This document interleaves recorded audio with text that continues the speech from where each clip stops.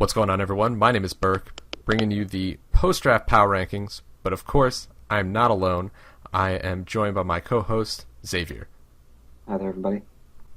The draft happened, and a lot of good teams out there, and a lot of the numbers changed from the pre-draft power rankings, because now we have a lot more to go on, because Yes, we do. can definitely see who drafted well and who did not draft nearly as well. Definitely hard. Still kind of hard to put them exactly in a neat list. Because, Yeah, I don't think there were any necessarily bad drafts. Some are just better than others. Yeah, I thought it went pretty well. So why don't we get into our number 12? My number 12 is the Sequim Malamar. Now, I know they had a little bit of a problem because they kind of missed the draft, but they were able to piece together a pretty good team after the fact. However, I don't feel that they have as great of a wall core as other teams, and their offensive pressure with something like Mega Pidgeot, their Mega's not fantastic. They don't have a ton of really hard-hitting Mons. The only thing they have is like Conkeldurr and Darmanitan. So I don't know how much they're really going to be able to do with that, especially against other teams. So that's why he's at my number 12. I just don't think, mostly because he had to piece together a team after the fact, that I just feel his doesn't have great synergy. He's got a few 4x weaknesses. He's got quite a few Mons that are knockoff weak, and I don't particularly care for his Mega too much. Yeah, I also had him at number 12 because I felt as though a lot of his Pokemon were very two-dimensional. And one pick that I was very, very confused about was Smeargle, because he had another BL in Zygarde. So I just thought, I get he wanted to use all his points, but I feel like another UU would be better than Smeargle, because when you're preparing for Smeargle, just put Taunt on something. And I just feel like there were better Mega choices. He could, you can predict pretty much every set he's going to run. Like, Mega Pidgeot, it's going to have Hurricane, Heat Wave, and a Hidden Power. Basically it. Mm-hmm. And then I just don't think he has enough versatility in his team. But I don't think it's a bad team. I think it's pretty good considering the circumstances. But I couldn't put him higher. Yeah, I mean, he may be at number 12, but again, once the season starts, you don't know who's going to be able to move up and move down. Yeah, if he starts winning, we're going to probably put him higher. Yeah, definitely. So, my number 11 is the Dead Man's Reach Shadow Absol. And I did actually draft for this team. Not entirely. I was given a list of things to draft. So, I tried to make the team as good as possible. But the reason I have number 11 is because a lot of his picks are very similar in what they do. Bisharp and Mega Absol, you only really need one, just because, Bisharp, good revenge killer, it's a defog blocker, gets stab, sucker punch, stab, iron head. It's a really good mon. And then he's got Mega Absol, and I feel like this is kind of a redundant pick and kind of a waste. I know, he wanted Mega Absol because he's a DMR Shadow Absols, but to me it didn't seem great. But he has a much more offensive team than the Sequim Malamar, so I had to put him higher just because he has the Holucha, he has a Superior, he's got Latios, he's got very fast Mons that can hit really hard. He's got Chandelure also, but he also doesn't really have too much defense going on. He's got Suicune and Donphan, I guess Satu, and that's pretty much it.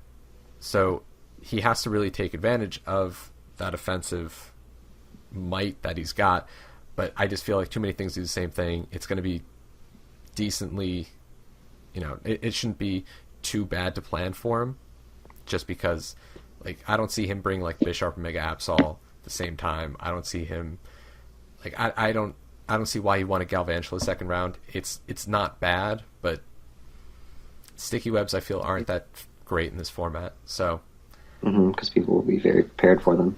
Yeah, and granted, he did grab a ton of the magic bounces in Xatu and Mega Absol, but yes, and he had the Defiant Bisharp, so him having Sticky Webs up wouldn't even be that bad. Yeah. So, I put him at number 11. I think his team is very offensively, kind of offensively scary, but it just wasn't enough to put him any higher. Mm-hmm. All right, and at my 11, I had Richard and the Berkhamsted Bastiodons. Now, my biggest problem with his team is the 3 NUs he drafted in the middle of the draft. Seismitoad is pretty good. Like, I can understand him drafting that moderately early. But still, 6 rounds seems like a bit much.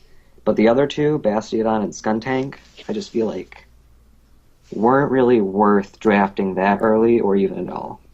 Because Bastiodon has 2 4x weaknesses. Like, I get that it's your mascot, like you were saying earlier about the Absols, but I just don't think... If your mascot doesn't work on your team, or if it's just not good, I wouldn't recommend using it. Yeah, I don't even know what Bastiodon really does.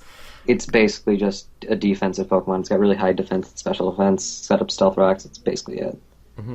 And he didn't need to have 3 NUs as a thing. He had 60 points left over. He could have gotten like an RU and a UU instead.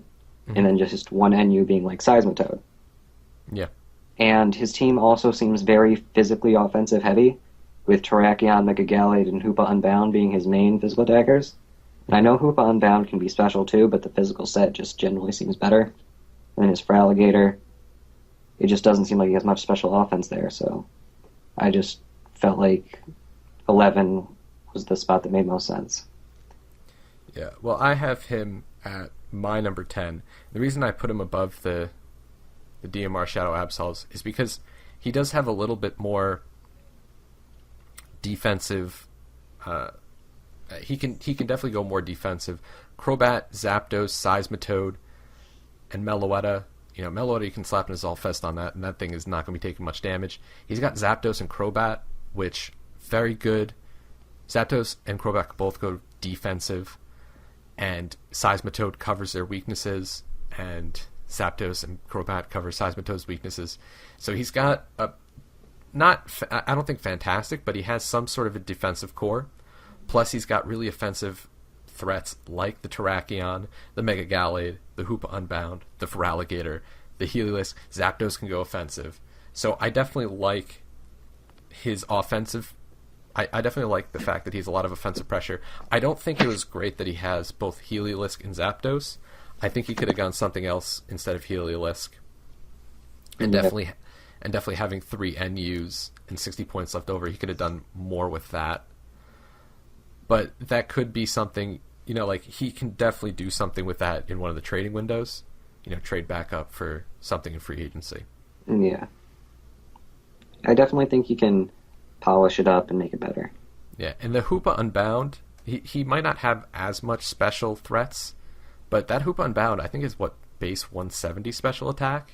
Yes, it does, but like in normal play, people usually run physical, but I guess in here, special could definitely be pretty viable. Yeah, and I honestly have no idea how it would do in this kind of format, because I've never seen it in this kind of format either.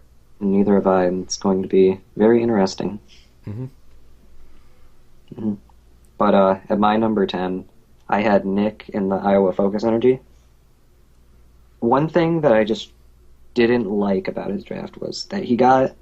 I don't think you really ever need to get a low-tier Mega, because the high-tier ones just seem so much better. But he got a BL Mega being Mega Abomasnow. And I just think that that's like... It's really slow, it's 4 times weak to fire, I just really don't like that in his Mega choice. And it just kind of...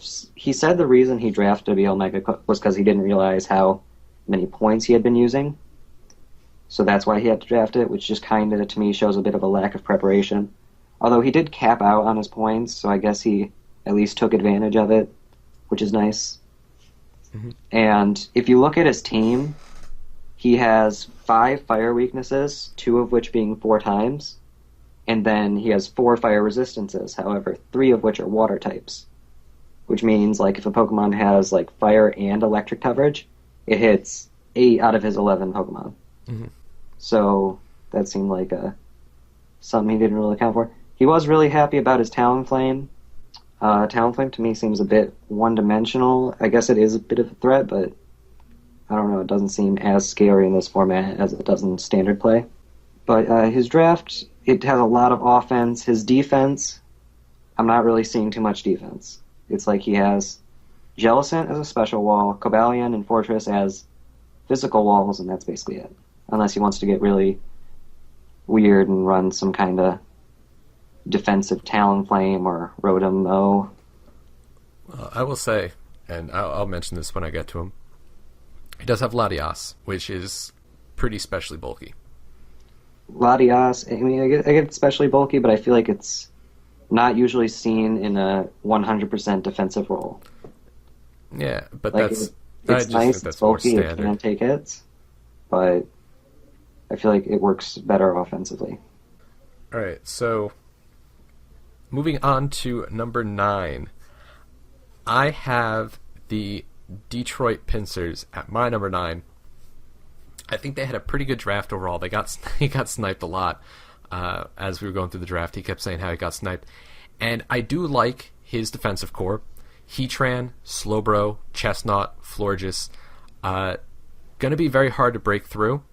And Weezing. Forgot about the Weezing. Oh yeah, that Weezing. That I feel like that like ties it up in a nice little bow. Yeah, so he definitely has a pretty good core, more physically bulky with Slowbro, Chestnut, and Weezing. Florges and Heatran both are pretty specially bulky. Florges, more special than physical. And Mega Ampharos can be run defensively, and he does have the Mamoswine, which can put a lot of physical offense on teams, because I feel like if any team's going to have like a dual weakness, it's to Mamoswine for some reason. You draft like ice and ground weaknesses. So, yeah. Ice and ground are probably the most prominent offensive typings in the game.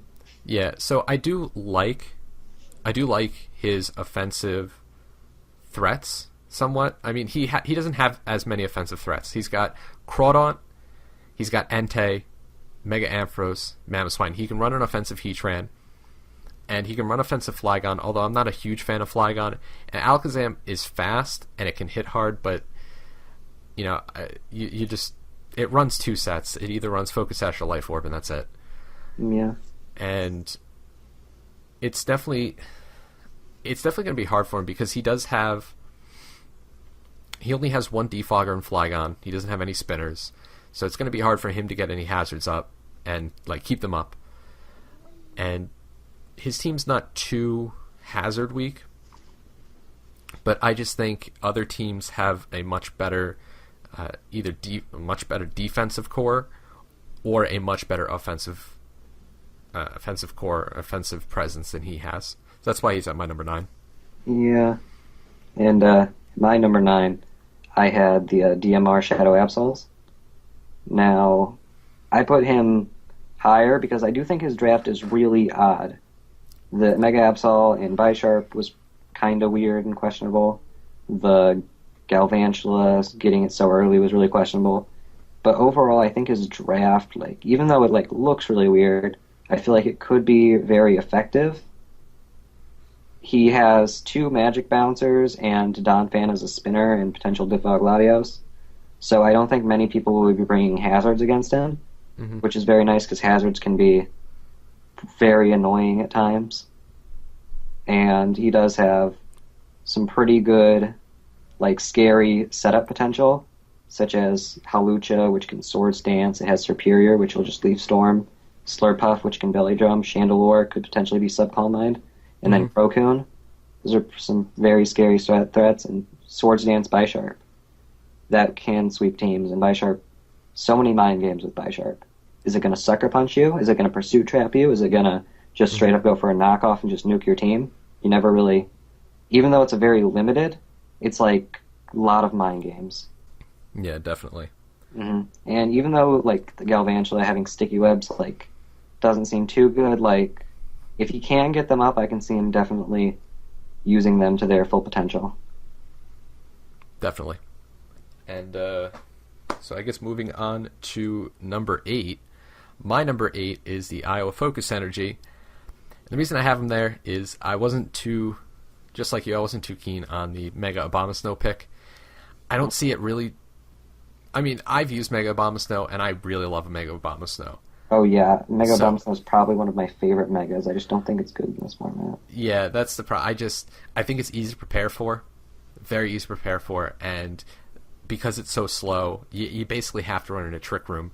And he does have a trick room setter in Jellicent, but he has like so many fast mons on his team that it's going to be hard for him to make a good trick room team because he's got Talonflame, Cobalion, Rotomo's actually kind of fast, Latias, Weavile, Raikou. Like he has too many fast things to make a decent, trick room team out of.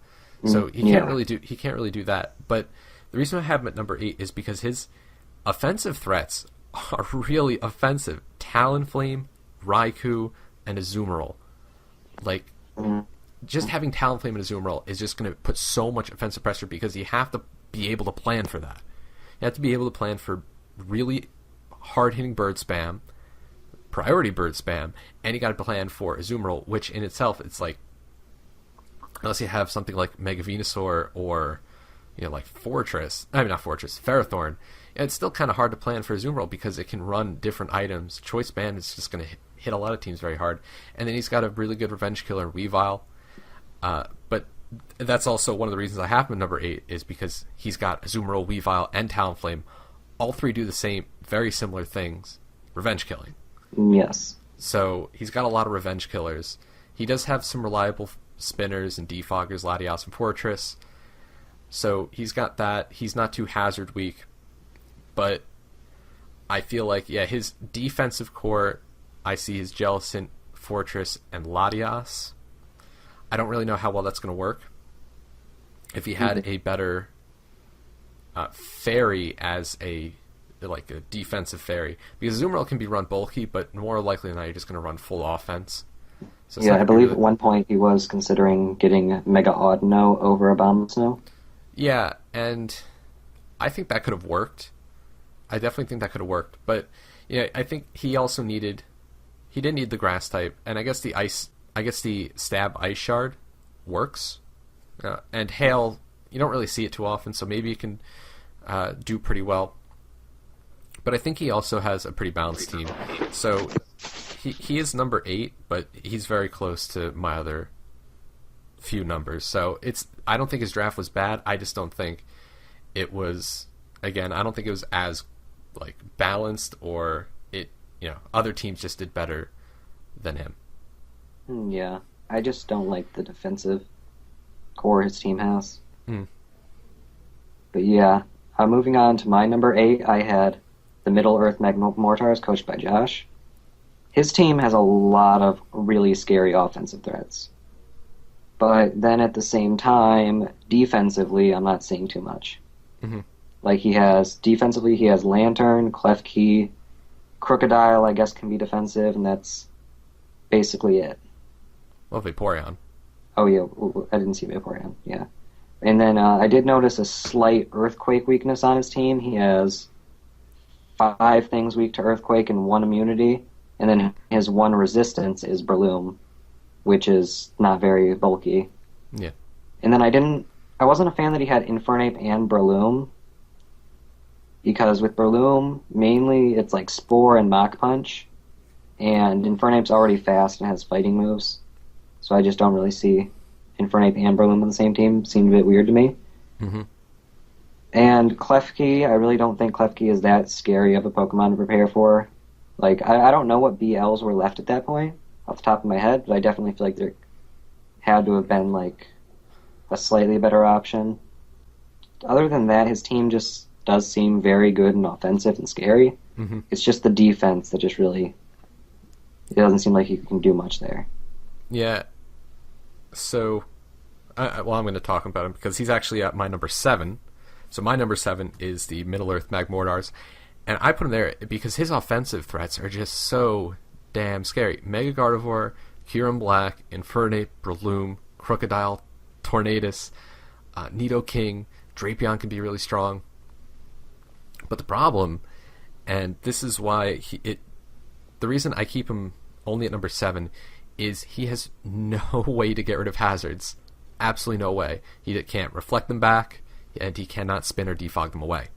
So you set up rocks, that Kyurem Black, not going to appreciate that. Infernape, not going to appreciate that. And when he picked up Crocodile, I saw that, but I don't know why he didn't go for the Donphan. If he put Donphan on that team, like, it would be extremely good, because then he has a way to get rid of the hazards afterwards. And I actually like the Klefki pick. Having priority Thunderwave is extremely good at speed control, because some of his mons on his team, besides the Tornadus and the Infernate, his team's not terribly fast. So you can, priority Thunderwave other people's teams, and then be able to just come in with Kyurem and Black and just kind of sweep up, not even have to run Scarf. So I definitely like that. I didn't really understand having both Drapion and Nidoking. I see Nidoking just as a better pick. You can run Nidoking physically offensive, especially offensive, and Drapion, I could see him replacing with Drapion with like Skuntank, something that has Defog.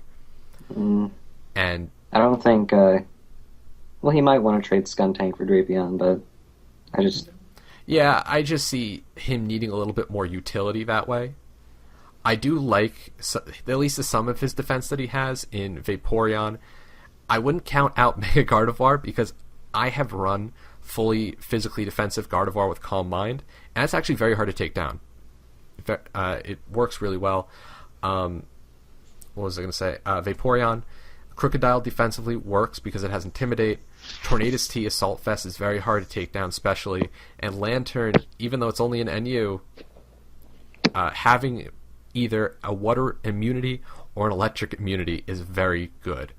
Especially if you have an electric immunity in Lantern and you pair it with like something like that's weak to electric in Vaporeon. And Vaporeon also has Water Absorb, so he's got actually quite a few immunities to those two typings, which I think can help his team, because he has Infernape, Crook, and he's Infernape and Crook weak to water, and then he's got some things weak to electric. So having that, plenty of immunities really works for him.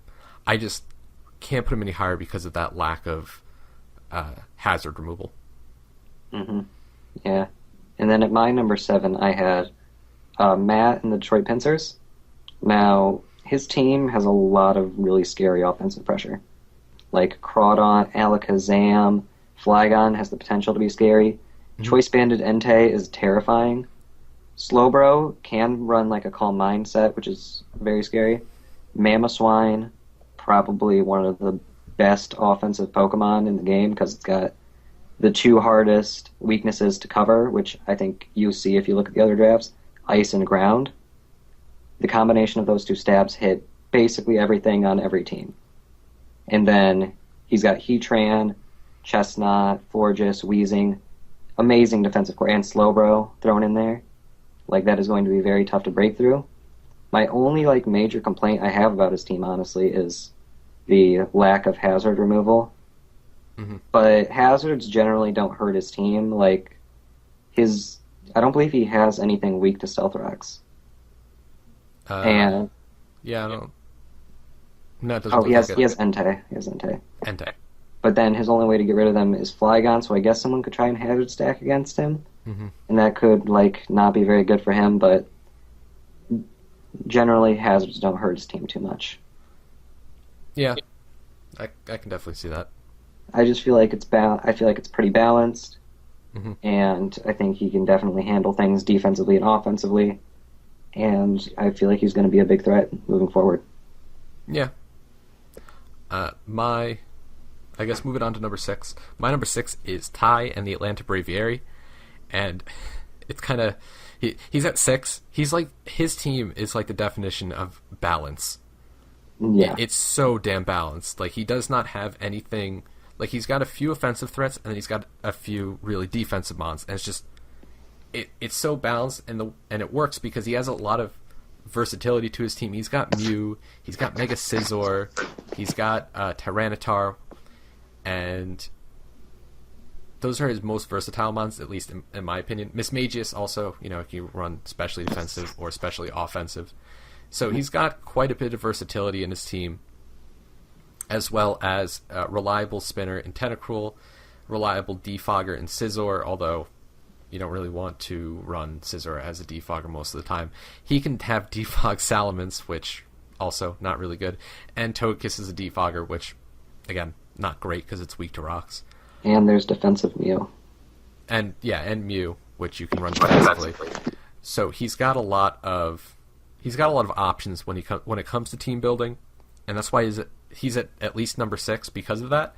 But I can't put him any higher just because I don't see him excelling in either offense or defense. He's got quite a bit of both, but I don't see his defensive walls. I don't see his walls really standing out compared to a lot of the teams that are above him, but I also don't see them worse as any of the teams below him, and same with the offensive pressure. Mm-hmm. Because Scizor, because you don't have to run Megas as Megas, Scizor, I just really like regular Scizor. So that thing is going to keep people guessing. Is it Choice Banded? Is it going to be Mega Scizor? Is it going to be, I don't know, Assault Fest? It's going to keep people guessing, and he can definitely take advantage of that. And he's covered his weaknesses well. I think he doesn't have any. I think all the typings on his team are unique, so he doesn't have any. He does have 2 normals. Miltank and Digger Speed. 2 flyings, but I don't think anything else overlaps. Oh, okay. So he has very few overlapping typings, and it's going to be interesting to see how he uses his team, just because I see him running very, very, very balanced teams every week. He doesn't have enough to run I don't think he has enough to run super bulky teams some week and super offensive teams other week. But he can definitely run a more offensive balanced team and a more defensive balanced team. And that's why I'm at number 6, just because of that just almost hyper balance that he's got going there. Basically. And at my number 6, I had Mikey and the Chelsea Shandies. Now, his team is good. It is really good. He does have a lot of pretty good mons that could be defensive. He does have a lot of good mons that are offensive. Some things I didn't like were I didn't like the Mandibuzz because I've prepared for a Mandibuzz before, and it generally just doesn't come off as a threat to me. And I feel like Keldeo is very 2-dimensional. Same with a few other things, such as Porygon Z to an extent. I don't feel like the Slowking Tangrowth core it's really, really tough to break through normally, but I feel like here it's just not going to be as scary. He does have some decent setup potential. Nasty Plot Porygon Z, Nasty Plot Thundurus, and Dragon Dance Charizard X. However, those are pretty predictable setups that I feel like can easily be prevented. Azelf is cool. It can be Stealth Rock Lead, Suicide type deal with Explosion. And could be banded, specs. It's pretty versatile. I definitely think he deserves middle area. Another reason I just mainly have him here is because I don't know too much about him. I don't know how experienced he is in this format. And due to that I don't know his level is why I want to keep him in the middle. Yeah, that makes sense. So moving on to number 5. I have Hayden and the Texas Rhyhorns at number 5, and the reason he moved down from the pre-draft. I really like his team. It screams what I would do, which is horribly bulky. He's got Mega Venusaur, Sylveon, Skarmory, Cress, Arcanine, Chansey. What more do you need? It's going to be so hard to break through his core. But the problem that I see is, even though those are really good, some of them, I just don't see him having nearly as much as the offensive pressure as he needs to break through other people's team. So if he encounters another bulky team, I think he's going to have a very hard time breaking through. Granted, Sylveon can definitely go offensive. Mega Venusaur also can go offensive. And Arcanine. But Crest, Skarm, and Chansey always going to be... Crest can set up Coal Mines, I suppose. Even at +2, that's still kind of pitiful. I just don't see Crest ever being... It can set up Calm Minds, but it has to waste those turns setting up Calm Minds to even consider doing some damage. I do like the fact that he has this horrible bulk plus like a few really fast strongmons like Hitmonlee, Jolteon, Tornadus. Druddigon, I don't really see him doing too much. I know he wanted a dragon, so he got Druddigon. I'm not a really big fan of that. And Golurk, I don't really know much of what it can do, but Choice Scarf, it can do some work. But I see him having a hard time breaking through other people's defense, and if someone brings a hyper offense against him, he's going to have a very hard time dealing with it. Just because it is hard to break through his team, but it's not. I don't think it's impossible. It's definitely not impossible. It's never impossible. Yeah, I did put him at 5 just because I think he did have a very good draft, but I think the defense, just the fact that he almost went almost all defense, he's not a very big offensive threat. Mm-hmm. And for, ever since our number 12, we finally agree. I also had him at number 5. And I pretty much agree with most of the things you said. Mm-hmm. I do think Druddigon is a bit better than you give it credit for. I've used it before. It's, pretty decent. And his defensive core is just so disgusting. I wouldn't be surprised if at least one time throughout the season that he has, a 200 turn match or something. Because I can see his defensive core just being stupid. And it's going to be really hard for people to break through it. Mm-hmm. You were right. He doesn't have too much offensive pressure on his team. Although I can definitely see him getting a bit creative. Mm-hmm. Spec Sylveon is, really, really scary. Yeah. Not many things can take a hit from that. You need, a especially bulky steel or poison type. Otherwise, something's getting hit very, very hard. And then he has Jolteon and Tornadus. Tornadus can be mixed. Jolteon does so much damage, Life Orb, and it has just enough coverage to hit most things. Druddigon can be offensive. I've seen, some weakness policy sets that are very scary. And Hitmonlee, that fake out normal gem will make it outspeed entire teams. Golurk, that thing hits like a truck. And it's got no guards. You can give a dynamic punch and Stone Edge and it'll be 100% accurate. I definitely think his team is very scary. Really defensive heavy, which is why I lowered him as well. But I definitely feel like his offense is still there and can be very scary. Yeah, I just feel the teams that are above him, they still have really good defense, but their offense is just much more threatening. Yeah. So, moving on to number 4, I have George and the Toronto Tyrantrums.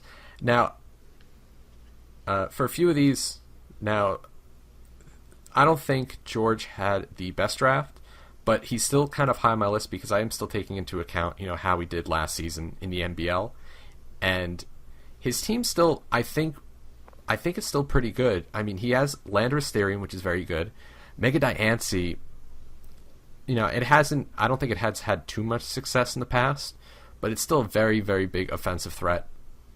Yeah, that combination of rock, ground, and fairy can do a lot, and then you give it hidden power, give it a little more extra coverage. And break through. Yeah, and I like the fact that he's got Ferrothorn, I think, is very good defensively, and he's got Umbreon, Blastoise, Reuniclus can be run defensively. Escavalier with an Assault Vest is very hard to take down, especially. And then his offensive threats in Heracross, Choice Scarf, Moxie puts in a lot of work. Shiftry, it doesn't seem like it do much. It is a defogger, so it can do that.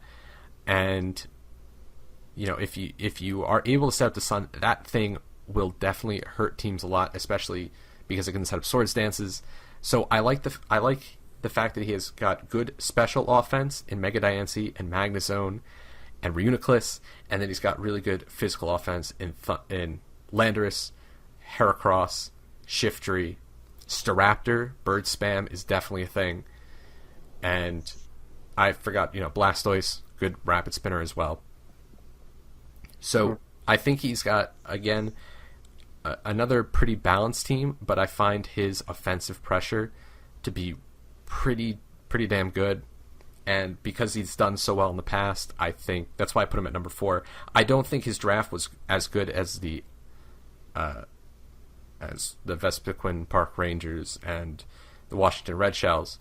So that's why I lowered him down to number 4. But I think his draft is still really good, and he's done really good in the past, and I think he'll be able to effectively use it. Mm-hmm. And at my number 4, I had Ty in the Atlanta Braviary. As you said before, his draft is just the definition of balance, which is why I think he will be very unpredictable in planning, because you never really know what he's going to bring. A lot of his Pokemon have a lot of versatility to them. You never know what Mew's going to do. Like, you can kind of look at your team and assume what kind of role he'd want to put it in, but you don't know for sure exactly what it's going to do ever. Then Mega Scizor can be defensive, offensive. I've seen, like, physically defensive that still has Swords Dance, which is very scary because it'll take hits.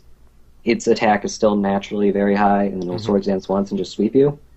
Salamence, you can be defensive with Intimidate. I've seen it before. It's actually pretty good. And it could be Scarf Moxie. It could be a Dragon Dancing set. Very scary. He has some good hazard removal mixed in there. He has a lot of Defoggers and then Tentacruel Rapid Spinner. And then he's got a lot of just generally very versatile things. My only real complaint is I wasn't too big of a fan of his last 3 picks. Like, Miltank is okay. Like, for an NU, it's pretty good. I can see why he picked it.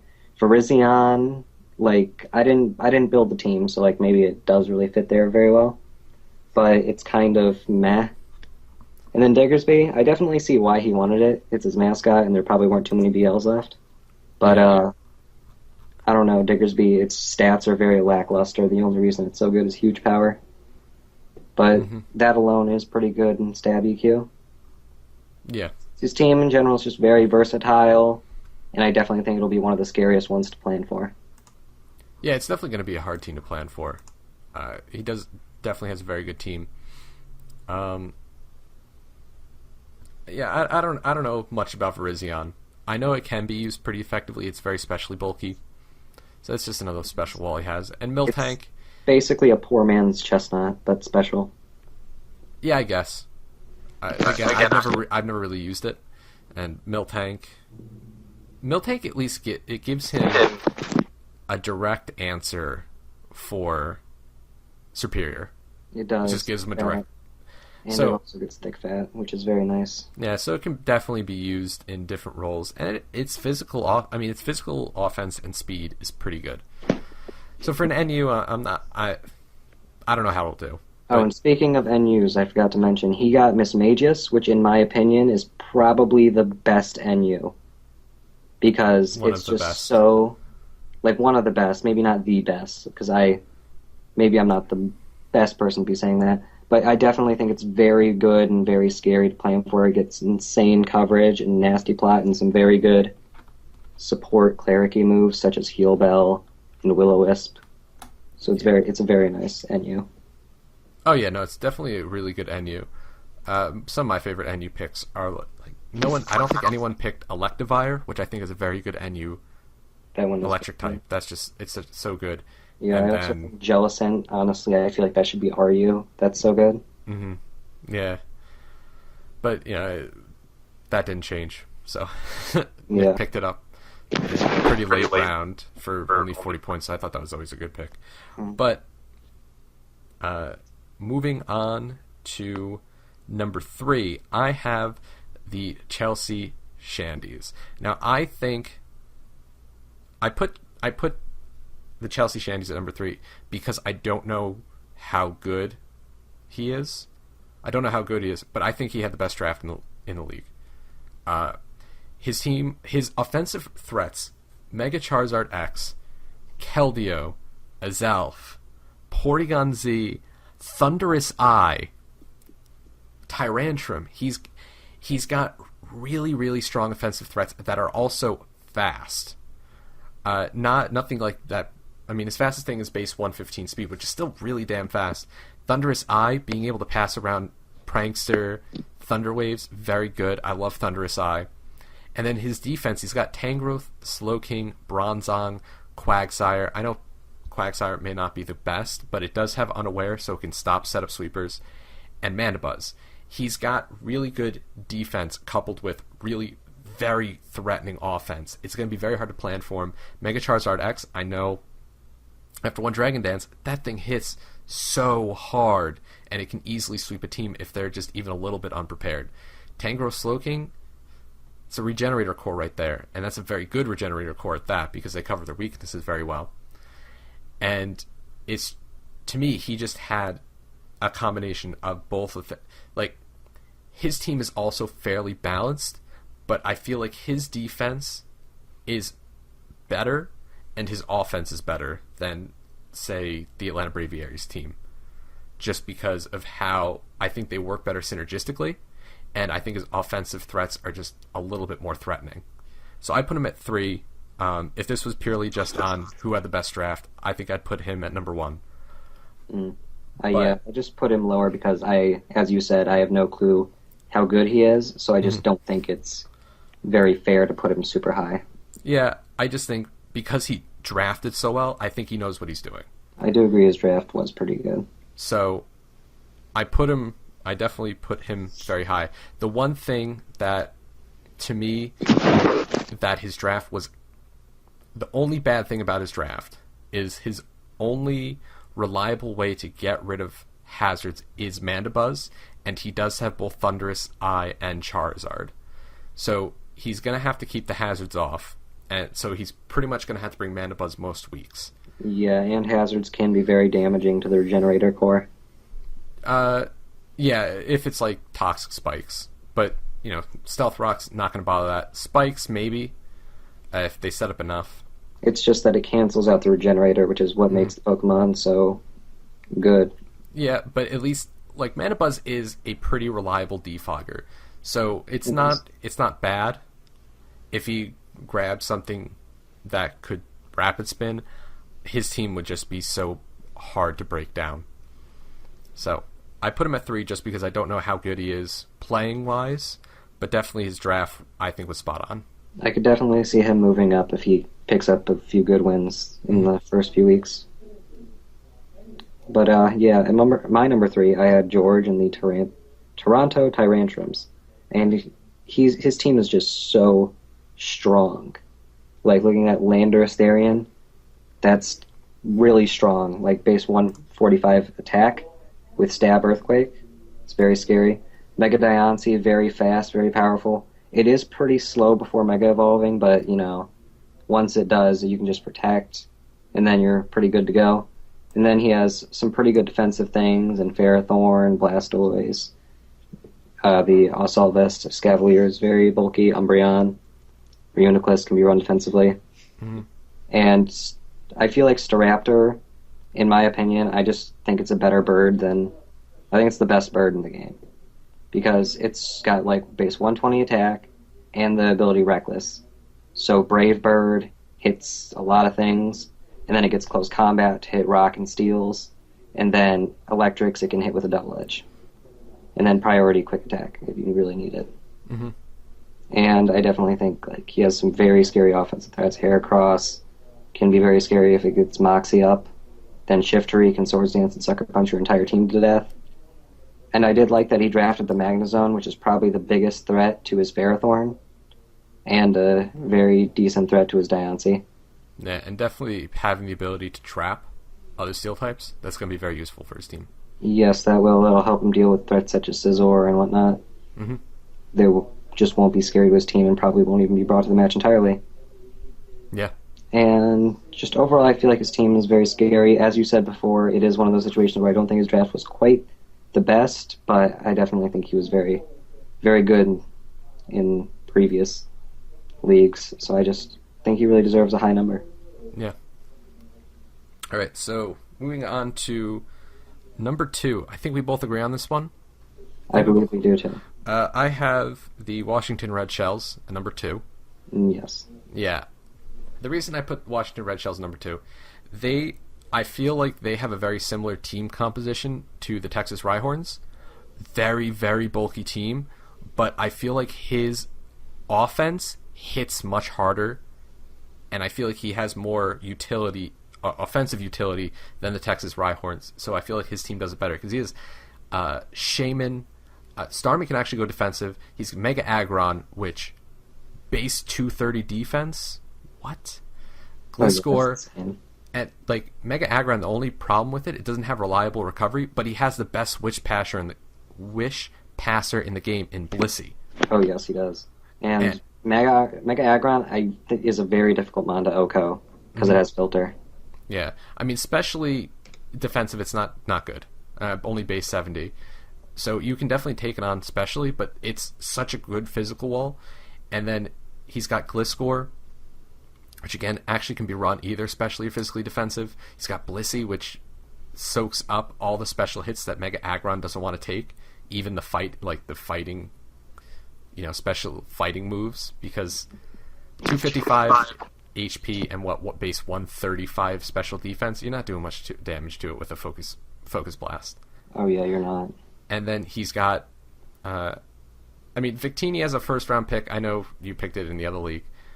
I was like, you could probably have waited on that, but he does have the wheel pick, so even if you want to pick that second round, he'd just get it anyway. But I really don't think Victini would have lasted because everyone would have gotten another 2 more picks in before him, and I definitely think Victini would have gone in the first 3 rounds. Well, that's what I'm saying. I'm like, I don't know how it is for a first round pick, but because he had the wheel pick anyway, it's a second round pick too. So yeah. But Victini, Greninja, he may not have 2 water types in Greninja and Starmie, but Greninja I don't even count as a water type because it's all of them. Yeah.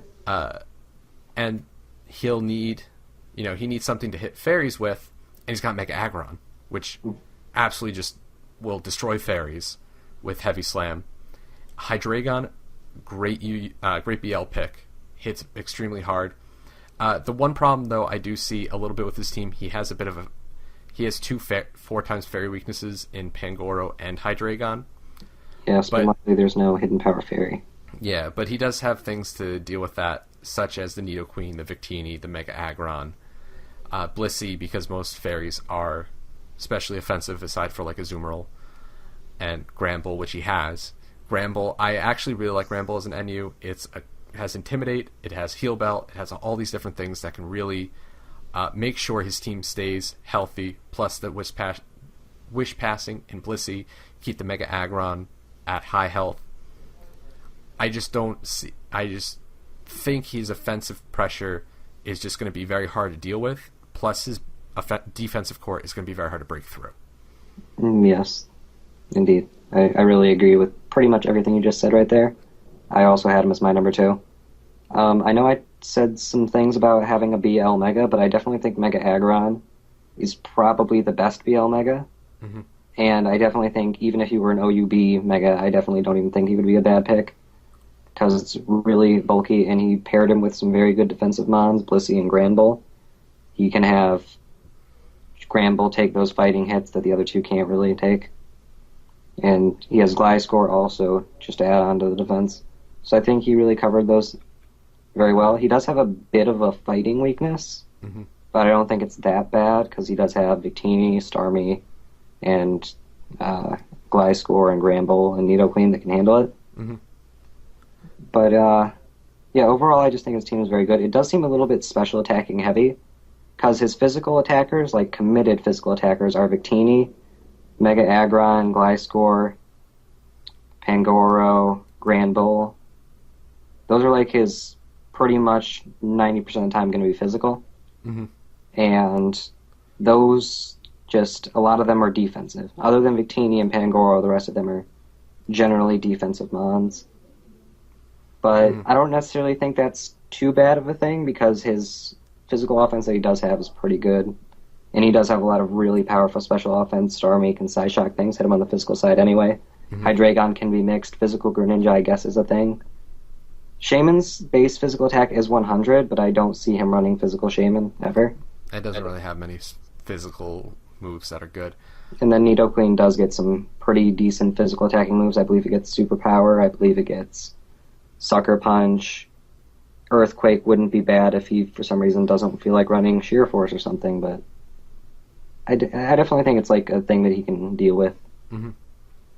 And I definitely think he deserves number 2. His draft is very powerful, very scary, and I definitely think he'll be doing well in the future. Yeah, and considering he definitely has a record for it. He did win last season in the NBL, so I'm definitely looking forward to see how he does. team very scary. So Mm. the number one team, and we also agree on this one, is the Vespucci Park Rangers. I don't think they had the best draft. I do not think they had the best draft. I said before, I think the Chelsea Shandies had the best draft, just because I think their team is just a little bit, just very good. But Vespucci Park Rangers, I mean, they drafted very, very strong offensive pressure. Just, he got Excadrill and a Powdon, which is, makes Excadrill a very, very big threat. His defensive core, consisting of Mesprit, Empoleon, Hippowdon, Amoonguss, that's going to be very hard to break through. Plus, his offense, he's got Manaphy, he's got the Excadrill. Hariyama is actually, for RU, very, very good fighting type. Electros can actually hit very hard on either special or physical. Volcarona, also very good. And Mega Aerodactyl, even though I don't think it's the best Mega for this format, I think it fits his team well. Yeah, he didn't really have anything that was that naturally fast before that, so I definitely think Mega Aerodactyl was a pretty good pick. Yeah, and I wasn't too sure on the Zoroark pick, but I think it can work. He can definitely play mind games with it. It has good special attack, so Dark Pulse, or I don't know what its special move is, but Dark Pulse, and it gets Flamethrower. It gets a lot of coverage moves. So, I mean, the thing is, he's going to have to keep hazards off his side of the field, just because he's got things like the Mega Aerodactyl, the Volcarona, that are not going to appreciate it. But he does have Excadrill, and I think Mega Aerodactyl might get defogged, but you're not going to want to really run defog Mega Aerodactyl. I mean, I believe it does have some decent base defense stats, so I mean, defensive Mega Aerodactyl could potentially be a thing, but I don't think it would be the best at that. Yeah, and he drafted one of my favorite NU Mons. Like, one of the NU Mons I think is probably the best in Mesprit, because it's like Mew Light. It does a lot of things that Mew does, has very similar stats, and I think it's just a great NU pick. I think it's a very good value pick. So he definitely drafted a very scary team, very good defensively, very scary offensively. I think he's going to be very hard to plan for week to week, especially like, how do you really plan for Sand Rush Excadrill with Life Orb every week? It's really, really hard to do. I know from experience. Yeah, it's not easy. Unless you have like Chestnut. Then Excadrill gets Aerial Ace. Yeah, so it's definitely not going to be easy for other teams to deal with, and that's why I have him at number one. Also, even though he didn't have the best draft, he's definitely in the top 3 of drafts. But he did so well in the NBL that it was pretty obvious to put him back at number 1. Yeah, I completely agree. He is number 1. I think he does deserve it. His draft is incredibly offensively scary. Like, you're going to have to plan to not get swept by Sandrush Excadrill, Tailglow Manaphy, and a Quiver Dance Volcarona. Those 3 Mons are just terrifying. And I think his defense is a little lacking. He does have some pretty good individual defensive Mons, but he doesn't have like a super lot of them. Like, he can run some things in slightly bulky variants, but I just don't see them doing too well. But overall, the offensive pressure his team is going to be putting on is going to be very scary and hard to plan for. And if you super prepare for Excadrill, he'll just use Manaphy. If you super prepare for Volcarona, he's going to use Excadrill. If you prepare for Manaphy, he's going to use Volcarona. He's going to sweep you the Volcarona. It's just very hard to prepare for all of that. Mm-hmm. You can't discount Mega Aerodactyl as an offensive threat. I mean, it really is. It could Home Claws and then Stone Edge your entire team to death. Yeah, and if you need a choice card for to outspeed it. Yeah, base 150. Not much is outspeeding it aside from fast Scarfers. Yeah, Mega Alakazam can speed tie with it, and that's basically it. I don't think anyone drafted that. No, it doesn't seem. No one drafted Mega Alakazam. Yeah, so basically you need something that can set up or a scarf, or else it's probably going to outspeed your entire team. Yep, he's definitely going to be one of the top threats this season. Yeah, if you don't and a lot of his things, it kind of comes down to you. Do you even draft a correct answer to that Pokemon? Mm-hmm. Because there are only so many things that can actually stop an Excadrill. Yeah, there's not much. So, with that, that is the post-draft power rankings. If you have a different post-draft power rankings, please leave them in the comment section below. Love to hear your thoughts. If you think we're wrong, think we're stupid, let us know. And feel free to tell me how dumb I am and how many mistakes I made. Yeah, so, but definitely would love to hear everyone's thoughts about their own post-draft power rankings. And just keep in mind, not everybody can be number one. Yeah. But that's all we got for today. My name's Burke. And I'm Xavier. We'll see y'all later.